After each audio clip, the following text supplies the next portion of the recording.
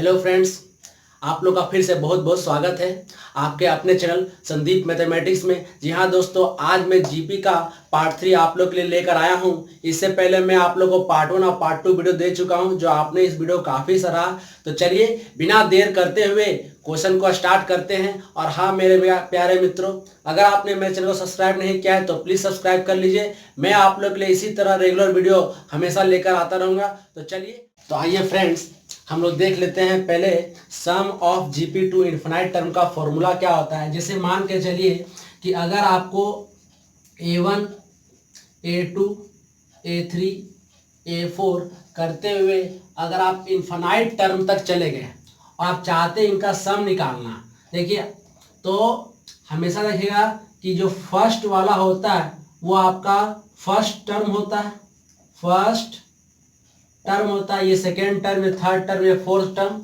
To infinite term. देखिए तो आप यहाँ पर आर निकालेंगे, जिसको हम लोग बोलते हैं कॉमन रेशियो। तो कॉमन रेशियो निकालते वक्त हम आपको सिखाए थे कि जब सेकेंड टर्म को फर्स्ट टर्म से डिवाइड देते तभी तो मेरा कॉमन रेशियो निकलता है। यानी कि जब हम a2 को डिवाइड देंगे a1 से तो मेरा क्या निकलेगा दोस्तों, कॉमन रेशियो निकलेगा।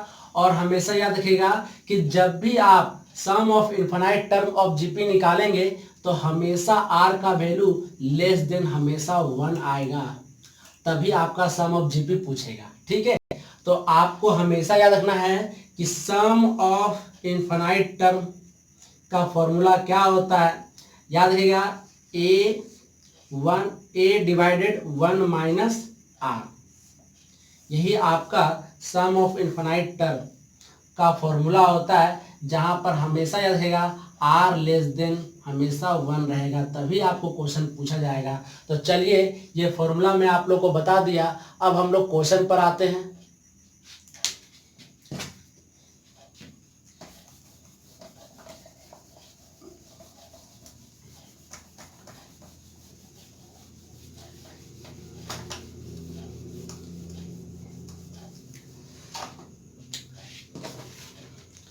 तो चलिए फ्रेंड्स देख लेते हैं। पहला क्वेश्चन है आपके स्क्रीन बोर्ड पर 16,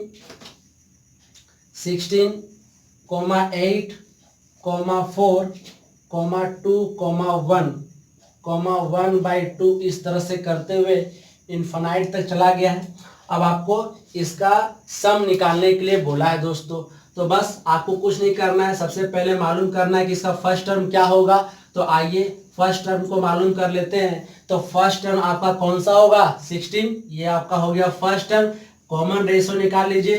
तो कॉमन रेशियो निकालते हुए सेकेंड टर्म को फर्स्ट टर्म से डिवाइड देंगे तो 8/16 हो जाएगा। समझ रहे हैं मेरे दोस्तों। तो चलिए 1/2, तो देखिए आर का वैल्यू कितना आया, 1/2, तो यानी कि आर का वैल्यू लेस देन 1 आया कि नहीं आया। ठीक है दोस्तों, तो चलिए सम ऑफ जीपी निकालिए। फॉर्मूला क्या होता है, a डिवाइडेड 1 माइनस आर। तो इस तरह से आपका a का वैल्यू क्या हो गया, 16, 1 माइनस 1/2, तो 16। तो इसको आप 1 में से 1/2 घटा लीजिएगा तो 1/2 हो जाएगा। समझ रहे हैं, बस इसको ऊपर करिएगा तो आपका सम। तो आइए फ्रेंड्स देख लेते हैं नेक्स्ट क्वेश्चन, जो काफी ज्यादा इंपॉर्टेंट क्वेश्चन है। क्वेश्चन दिया हुआ निम्नलिखित का मान ज्ञात करें। आपको क्वेश्चन देखिए क्या दिया हुआ बोर्ड पर, 25 पावर 1/3 प्लस 1/9 प्लस 1/27 इस तरह से करते हुए पावर इन्फिनाइट टर्म तक गया हुआ है और आपको इसका वैल्यू निकालने के लिए बोला है। ध्यान से देखिएगा, ये 25 का पावर में रूप में दिया हुआ ये, तो आप क्या करिएगा, पहले इस पावर को ही सॉल्व कर लीजिएगा। इसको जब हम सॉल्व कर लेंगे सम ऑफ इन्फिनाइट टर्म निकाल लेंगे, फिर हम 25 के पावर पर रख देंगे उसका वैल्यू, तो मेरा आंसर हो जाएगा। तो आइए देखते हैं ऐसे क्वेश्चन को कैसे बनाया जाता है। तो पहले आप क्या करिएगा, एक बार लिख लीजिएगा 1/3 प्लस 1/9 प्लस 1/27। समझ रहे होंगे मेरे बातों को। तो यहां से आपका जो फर्स्ट टर्म हो गया कितना हो गया, 1/3, और कॉमन रेशियो निकाल लीजिए। तो कॉमन रेशियो निकालते वक्त हम आपको बताए थे सेकेंड टर्म को फर्स्ट टर्म से डिवाइड देना है। तो 1/9 डिवाइडेड 1/3, तो हो गया 3/9 आपका कॉमन रेशियो कितना निकला 1/3। हमने आपको बताया था कि कॉमन रेशियो हमेशा लेस देन 1 आएगा जब आपका इनफाइनाइट टर्म का क्वेश्चन रहेगा तब। तो चलिए यहाँ से सम ऑफ इनफाइनाइट पहले निकाल लीजिए। फॉर्मूला क्या होता है देख लीजिए, a डिवाइडेड 1 माइनस आर। तो a का वैल्यू आपका हो जाएगा कितना 1/3 डिवाइडेड 1 माइनस 1/3। तो 1/3, 3 एकम 3, 3 में से गया हो जाएगा 2/3। तो चलिए इसको ये कर दीजिए। तो 1/3 इंटू 3/2 कैंसिल आउट हो गया। तो इसका सम कितना निकल गया 1/2, यानी कि यहां से लेकर यहां तक का वैल्यू आपका निकला है 1/2। तो चलिए अब क्वेश्चन में रख देते हैं। क्वेश्चन जो है आपका 25, ये पावर के रूप में पावर आपका वैल्यू कितना आया है 1/2। तो अब आप जानते हैं कि 25 को हम किस तरह से तोड़ें, तो हो जाएगा 5 का पावर 2 और फिर उसका पावर है 1/2, 2 कैंसिल आउट हो गया। तो इस तरह से इसका वैल्यू कितना निकला 5 निकला। देखिए क्वेश्चन आपके स्क्रीन बोर्ड पर दिया हुआ है। देखिए मैंने फिगर पहले ही बना लिया हूं। समबाहु त्रिभुज के भुजाओं के मध्य बिंदु को मिलाकर एक नया त्रिभुज बनाया गया। देखिए ये आपका इक्विलेटरल ट्रायंगल है, ठीक है, और इसके मिडिल पॉइंट को मिलाकर एक नया त्रिभुज बनाया गया। और ये प्रक्रिया अनंत बार दोहराई जाती है, इनफाइनाइट टर्म तक दोहराया जाता है। सबका जैसे मिड पॉइंट लेकर एक त्रिभुज बन रहा। तो इस तरह से ये जो आपका प्रोसेस है इनफाइनाइट टर्म तक गया हुआ है, ठीक है। तो इस प्रकार बने त्रिभुज का कुल परिमाप ज्ञात करें। परिमाप मीन्स पेरीमीटर आपको निकालने के लिए बोला है। तो बड़े त्रिभुज के भुजा का मान दे दिया। देखिए आपको बड़ा त्रिभुज यानी कि जो ये बड़ा त्रिभुज है उसका भुजा यानी ए का वैल्यू आपको दे दिया 24 इकाई, 24 यूनिट आपको दे रखा है। तो इस तरह से आपको पता करना है कि इसके जो इनफाइनाइट टर्म तक दोहराया गया है तो इसका कुल परिमाप कितना होगा, टोटल पेरीमीटर। तो ऐसे क्वेश्चन को भी हम लोग जीपी से ही सॉल्व करते हैं। तो आइए देखते हैं कैसे सॉल्व करते हैं। तो देखिए अब जरा बताइए, कुल परिमाप के बारे में बोल रहा है। तो परिमाप मतलब होता है टोटल पेरीमीटर। तो ये 24 है तो ये भी 24 होगा, ये भी 24 होगा। तो जो बड़े वाला त्रिभुज है उसका पेरीमीटर आप कितना निकाल लेंगे 24 तिया 72। समझ रहे होंगे मेरे बातों को। पेरीमीटर 1 ये हो गया बड़े वाले त्रिभुज का परिमाप। फिर हम छोटा वाला त्रिभुज इसके बाद वाला जैसे पी क्यू आर का निकालना चाहते हैं। तो आपको हम अब बात है कि इसके अंदर जो छोटा त्रिभुज बना है उसका साइड कितना होगा। देखिए आप लोग ज्योमेट्री में कहीं ना कहीं पढ़े होंगे कि कोई भी त्रिभुज के मिड पॉइंट को मिलाने वाली रेखा, मिड पॉइंट को मिलाने वाली रेखा जो होती है उसके तीसरी भुजा के पैरेलल भी होती है और आधी भी होती है। आप लोग पढ़े होंगे ज्योमेट्री में, ठीक है। तो मैं जब आप लोगों को ज्योमेट्री पढ़ाऊंगा तो वहां पर भी मैं आप लोगों को बता दूंगा। फिलहाल आप इतना समझिएगा कि अगर आप किसी त्रिभुज के दो भुजाओं के मिड पॉइंट को मिलाने वाली जो रेखा होती है लाइन, वो हमेशा तीसरी भुजा के पैरेलल भी होती है और आधी भी होती है। यानी कि अगर बड़े त्रिभुज का भुजा ये 24 हो गया तो इनका भुजा हो जाएगा कितना 12। तो उसी तरह से अगर ये 24 है तो ये आपका छोटे वाले त्रिभुज का साइड कितना हो जाएगा 12 हो जाएगा। तो अगर ये छोटे साइड का 12 हो जाएगा तो ये भी तो एक इक्विलेटरल ट्रायंगल वैल्यू बनाता है। तो 12 तिया 36, यानी कि जो मेरा पेरीमीटर 2 होगा उसका पेरीमीटर कितना होगा 36 होगा। तो इस तरह से ये प्रक्रिया अनंत बार तक दोहराई गई, यानी कि इनफाइनाइट टर्म तक दोहराई गई। तो आपको तो सिर्फ फर्स्ट टर्म और कॉमन रेशियो से मतलब होता है। तो चलिए आइए देखते हैं आपका फर्स्ट टर्म कितना हो जाएगा। आपका फर्स्ट टर्म हो जाएगा 72। कॉमन रेशियो निकालेंगे तो 36/72। तो इस तरह से आपका जो कॉमन रेशियो निकलेगा वो कितना निकलेगा 1/2 निकला, यानी कि r का वैल्यू लेस देन 1। अब आप सम ऑफ जीपी का फॉर्मूला लगा देंगे और इसका फॉर्मूला होता है a डिवाइडेड 1 माइनस r। तो a का वैल्यू रखेंगे 72 डिवाइडेड 1 माइनस 1/2। समझ रहे होंगे। तो चलिए इसको 1 में से 1/2 घटाएंगे तो 1/2 ही तो होगा। तो 72 डिवाइडेड 1/2, 2 ऊपर चले जाएगा, तो इस तरह से आपका टोटल कितना निकला, 144 यूनिट निकला कुल परिमाप, यानी कि 144 यूनिट आपका टोटल पेरीमीटर का वैल्यू है। दोस्तों काफी इंपॉर्टेंट इस प्रकार देखिए क्वेश्चन आपके स्क्रीन बोर्ड पर दिया हुआ है। मैंने जो फिगर है पहले ही बना कर रखा हूँ। लिखा हुआ है जैक और जिल आपस में एक गणित पहेली खेलते हैं। जिल 8 सेंटीमीटर भुजा वाला वर्ग बनाता है और वर्ग की भुजाओं के मध्य बिंदु को जोड़कर एक नया वर्ग बनाता है, यानी कि एक ऑलरेडी पहले परफेक्ट स्क्वायर है, इसके मिड पॉइंट को मिलाकर एक और परफेक्ट स्क्वायर बनाया जा रहा है। और ये प्रक्रिया जो है आपका अनंत बार तक दोहराया गया है। तो जिल ने जैक के सभी वर्गों के क्षेत्रफल का योग बताने को कहता है, यानी कि आपके इसके अंदर जितना भी स्क्वायर बन रहा है उसके एरिया का सम आपसे पूछ रहा है। तो इस तरह के क्वेश्चन को भी हम जीपी से ही सॉल्व करते हैं। देखिए क्वेश्चन को कैसे सॉल्व करेंगे। आपको 8 सेंटीमीटर पहले वाले स्क्वायर का साइड दिया हुआ है, ठीक है।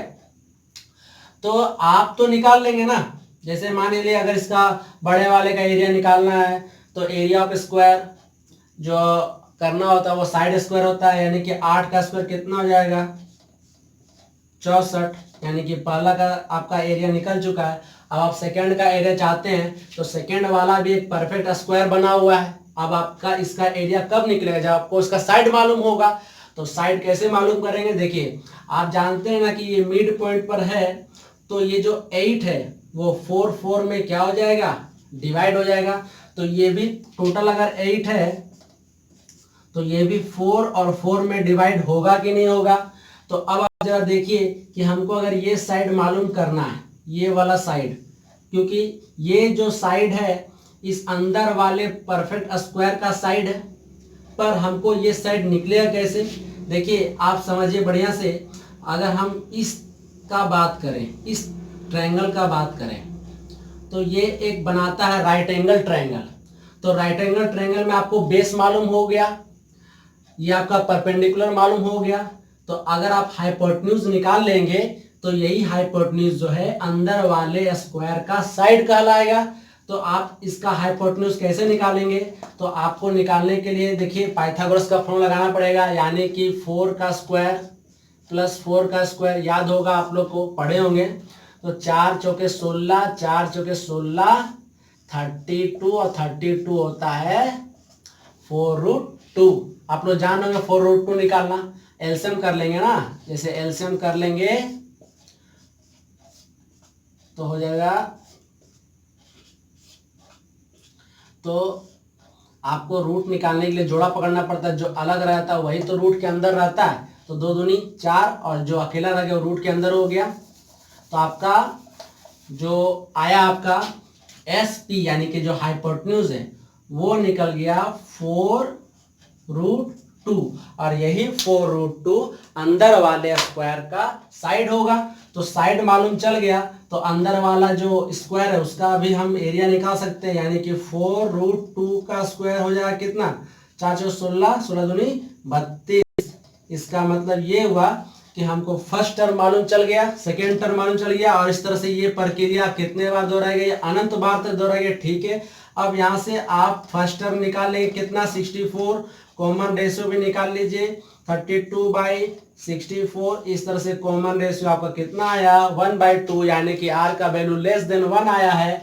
तब आप सम ऑफ इनफाइनाइट निकाल सकते हैं। फॉर्मूला आप जानते हैं, a डिवाइडेड 1 - r। a का वैल्यू हो गया आपका कितना, एरिया 64, ये हो गया आपका फर्स्ट टर्म। 1 - 1/2, 1 में से 1/2 घटाएंगे तो 1/2 ही तो आएगा, और ये 2 ऊपर जाएगा, मल्टीप्लाई हो जाएगा।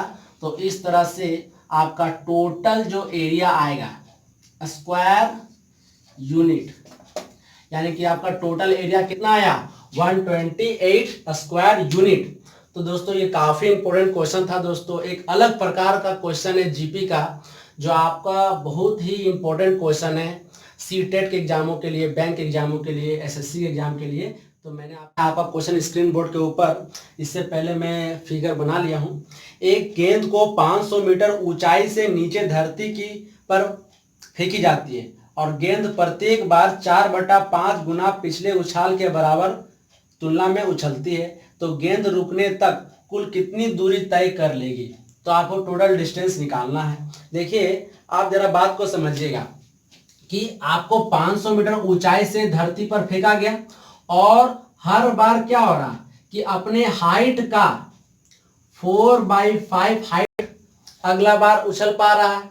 हर बार 4/5 गुना पिछले उछाल की तुलना में उछल पा रहा है। तो ऐसे क्वेश्चन में आपको बोला कि ये जो गेंद है कुल कितनी दूरी तय कर लेगी।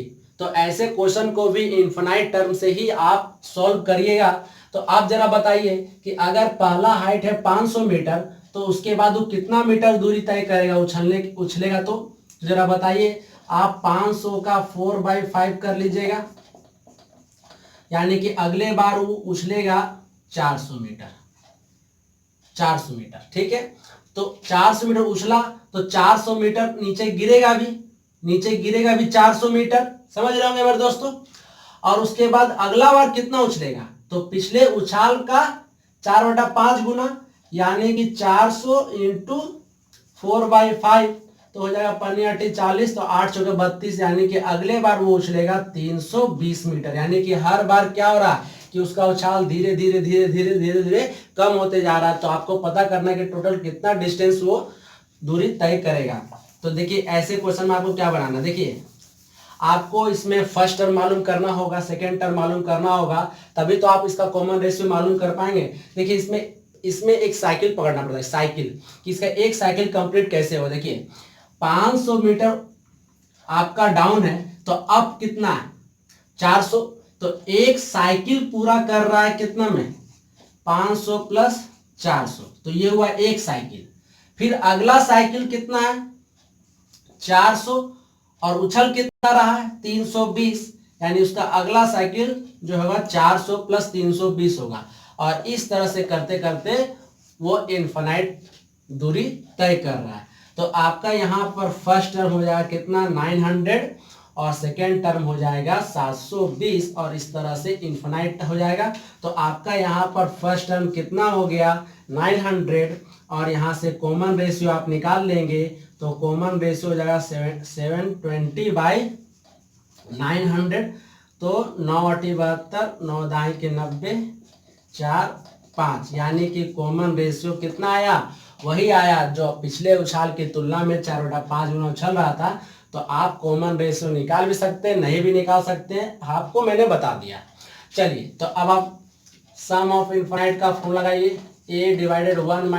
a का वैल्यू हो गया 900, 1 - 4/5, तो 900, 5 × 5, 5 में से आ जाएगा 1/5, तो 5 ऊपर जाएगा, यानी कि 900 × 5 तो 9 × 5 = 45, यानी कि वो टोटल डिस्टेंस कितना मेंटेन करेगा आपका 4500 मीटर। दोस्तों काफी ज्यादा इंपॉर्टेंट क्वेश्चन था जीपी का।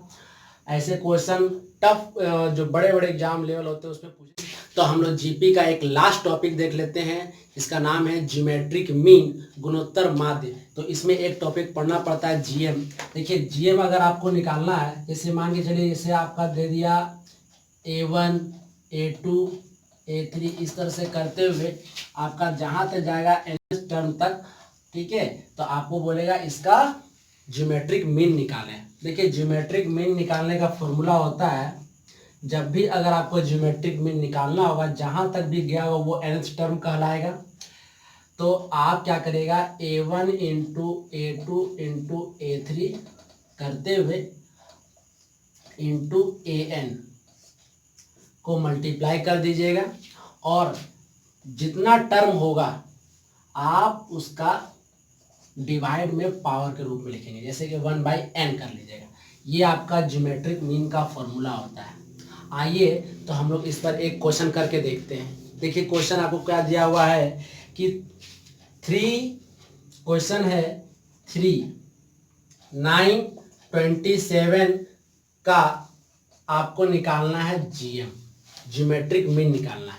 दोस्तों इसमें टोटल नंबर ऑफ टर्म कितना है 3 टर्म है। बस कुछ नहीं करना है, जब भी अगर आपको जीएम निकालना हो आप 3 × 9 × 27 और टोटल नंबर ऑफ टर्म 3 है तो आप 1/3 करेंगे। समझ गए? अगर 4 टर्म होता तो 1/4, 5 टर्म होता तो 1/5 और सभी को गुना करके रूप में लिखते।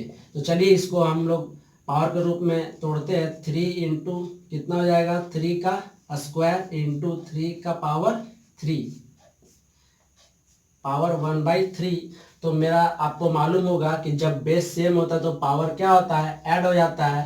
तो आप कितना लिखेंगे, 3 का पावर 3 2 5 5 और 1 6, क्योंकि इसका पावर कुछ है तो 1 होता है, इंटू 1/3। तो चलिए काट दीजिए। तो चलिए आपका आ गया 3 का स्क्वायर, यानी कि आपका ज्योमेट्रिक मीन का वैल्यू कितना आ गया दोस्तों, 9 हो गया। आइए एक क्वेश्चन और देखते हैं फ्रेंड्स, एक क्वेश्चन और कर लेते हैं ज्योमेट्रिक मीन का। देखिए क्वेश्चन दिया हुआ है 2 4 8 16 32 का आपको पता करना है ज्योमेट्रिक मीन क्या होगा। ज्योमेट्रिक मीन देखिए, जिस तरह से आप एपी में अरिथमेटिक मीन पढ़े थे उसी तरह से आपको ज्योमेट्रिक प्रोग्रेशन में एक जीएम पढ़ना पड़ता है, ज्योमेट्रिक मीन। बस कुछ नहीं करना दोस्तों, देख लेना है टोटल नंबर ऑफ टर्म कितना, 1 2 3 4 5, यानी कि आपका टोटल नंबर ऑफ टर्म का वैल्यू हो जाएगा 5। तो चलिए कुछ नहीं करना है, जीएम निकालते वक्त आपको 2 इंटू 4 इंटू 8 इंटू 16 इंटू 32 और टोटल नंबर ऑफ टर्म 5 था, तो आप पावर में लिख लीजिएगा 1/5। चलिए अब आप इसको तोड़िए। 2 इंटू 2 का स्क्वायर, 2 का क्यूब, 2 का पावर 4, 2 का पावर 5। अब ब्रैकेट में ये पावर में लिख लीजिए 1/5। चलिए बेस सेम होता है तो पावर ऐड होता है, तो 4 5 9 9 3 12 12 1 13 13 1 14, यानी कि 2 का पावर 7। ठीक है, 5 4 9 9 3 12 12 2 14 14 1 15 15 हो जाएगा दोस्तों, सॉरी। उसके बाद पावर 1/5 पे कट गया 3, यानी कि 2 का पावर कितना हो गया 3। तो यहाँ से आपका ज्योमेट्रिक मीन कितना निकला दोस्तों, 8। तो फ्रेंड्स आज का वीडियो आप लोग कैसा लगा, लाइक करके जरूर बताइएगा, और हाँ अपने दोस्तों के बीच जमकर शेयर करिए, सब्सक्राइब करिए। बस आप लोग का प्यार इसी तरह से बना रहे। थैंक यू, जय हिंद, जय भारत।